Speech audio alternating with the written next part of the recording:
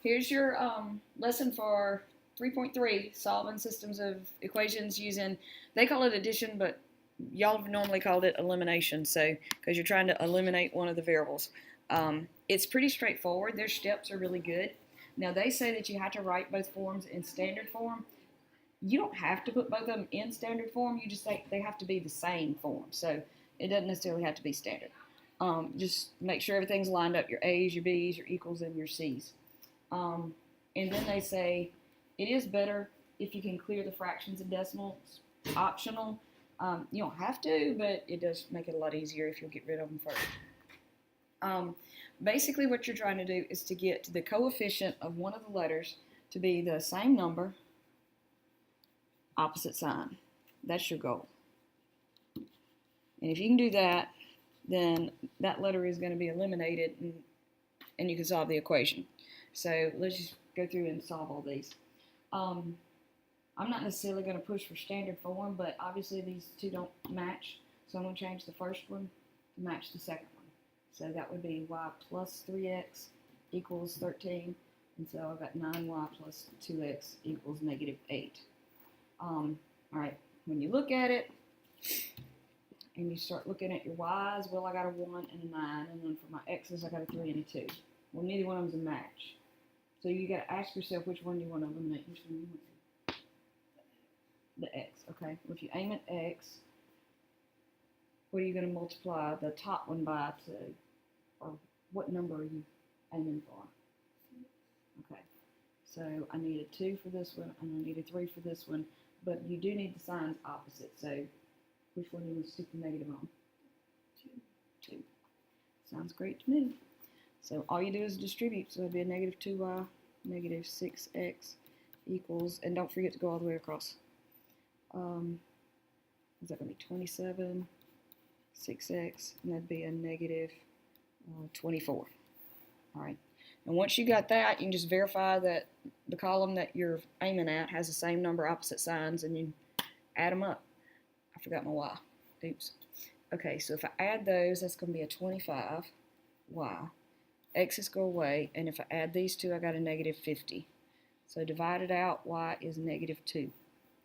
Now you got to get the ordered pair, so you got to stick it back into one of them. It doesn't matter which one.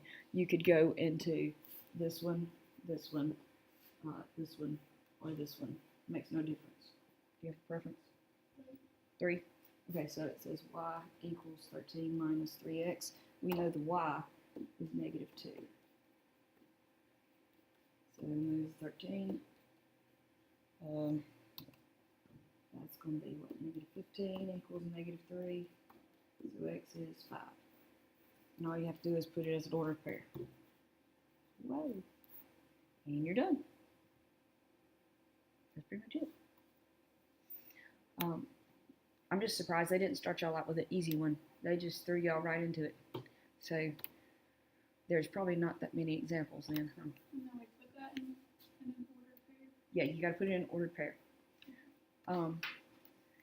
Okay, now this one, they were at least nice enough to line it up. Since it's lined up, to me, I aim at the x's because the only thing you've got to do is change the top one and make that a 4, and you're good to go. So you can actually multiply that through and put it underneath here. 4x plus, what is that, 12y equals, oh, I have no idea what that is. 4 times 27. 108. All right, so I'm going to put these two equations together. So that's going to give me no x's, 16y, and Lord help, 144. So divide through by 16. I think that's 9, but I'm not 100% sure. Yep, so y is 9. So you can go back into any of those. I'd probably just do the top one. So x plus 3 times 9 equals 27. Well, that's going to be weird. Does that cause problems? Yeah, it makes it 0. Okay, there we go. So 0 is a legit number. So you just got to take both of those, put them in an ordered pair. X comes first, Y comes second, and you're done. Hopefully, so far so good. Then you get to a nasty one. Oh God, I forgot to put the timer. Well, dang. We'll stop. How many more do we have? There's only 2 of them. Only 2 left. Okay, well, we might get done. This one. I may have to trim it. All right, I would get rid of the fractions first. So what would you multiply the first equation by to get rid of the fractions? What's your common denominator? Yeah, so that's what you need, is common denominator. So if I multiply every term by 6, that's going to give me, let's see here, 6 times 1/3 is going to be 2. And then 6 times a half is going to be 3. But don't forget to do 6 times 2. Then you can go back and do the exact same thing to the bottom. Common denominator of 4 and 2 would be 4. So you want to distribute that out. So it'd be 4x. And that's going to be 4 times a fourth is 1. So plus 1y. And when you do 4 times 5 over 2, you can do that in your calculator if you want to. But that's just 2 goes into 4 2 times, and 2 times 5 is 10. So you got rid of all the crazy fractions, but nothing matches up. So which one do you want to force to go out? Out of those two? Mm-hmm. The x's or the y's? Oh, the X. Okay. So if you do Or the, would it be easier with I think the y's would be easier, but you can do let's either way. that. Okay, so if we did the y, just multiply that one by 3. So I'm just going to copy down the top one so everything will be lined up. All right, and then this one would be 12x plus 3y equals 30. So I got 14x, y's go out, and got 42. I think that goes, yep, 3 times. So you can go back to any of these original ones. Now, Lord knows I wouldn't go back to those fraction things. Let's just try this blue one here.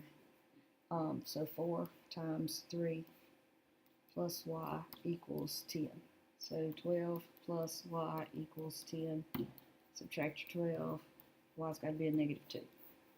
So we've got 3, negative 2. So that'll work. All right. And then the last one, all you have to do is distribute all this stuff first and get your like terms together. They're just making it look a lot spookier than it really is. This is actually easier than the other one. Because if you clean that up, you've got negative 3x plus y equals negative 3.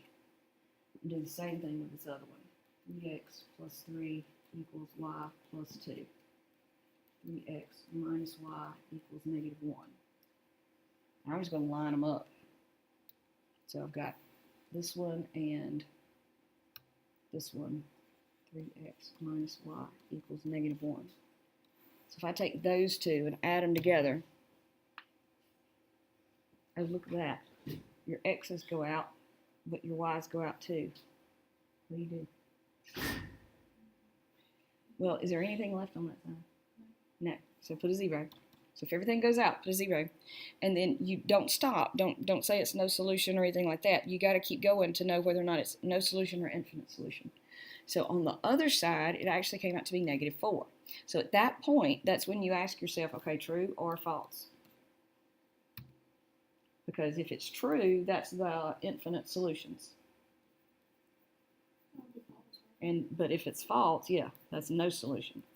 So, but that's what you always want to ask yourself is true or false. And so for this one, yeah, it's false. So no solution. And it's no solution because these lines never cross. They're parallel. But I think no solution is just all you really need. But every time you have something happen where both letters go out, just go to true or false. But you got to get both sides of the equation, the 0 and the whatever that is. And that's it. So hopefully I got this thing under 15. Otherwise I'm fixing to have to